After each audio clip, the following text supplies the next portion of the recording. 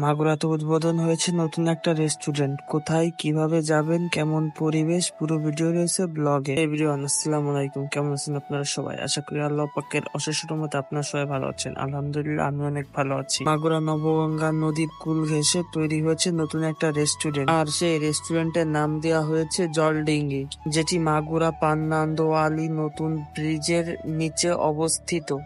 এই রেস্টুরেন্টের প্রতিটি কোণা জুড়ে আছে এক আলোর অন্যরকম খেলা। কখনো রঙিন আলো, আবার কখনো নরমাল আলো, যা আপনার মনকে করে তুলবে রঙিন। মন মাতানো রঙিন আলোর খেলা দেখতে হলে অবশ্যই সন্ধ্যায় আসতে হবে। আমরাও গেছিলাম সন্ধ্যাবেলায় রং বেরঙের এই সুন্দর লাইট গুলো দেখতে। আর এখানে বসার জন্য রয়েছে সুব্যবস্থা, যেখানে বসে আপনি আপনার বন্ধু বান্ধবদের সাথে আড্ডা দিতে পারবেন। আরো এখানে রয়েছে একসাথে অনেক মানুষ বসে খাবার কিংবা আড্ডা দেওয়ার মতো জায়গা, যেখানে আপনি চাইলে কোনো অনুষ্ঠানও করতে পারবেন। আর এখানে ইন্টেরিয়র ডিজাইনটা ছিল এক কথায় বেস্ট, আর বিভিন্ন রকমের ফুল লাইটিং সাজানো হয়েছে এই রেস্টুরেন্টটিতে।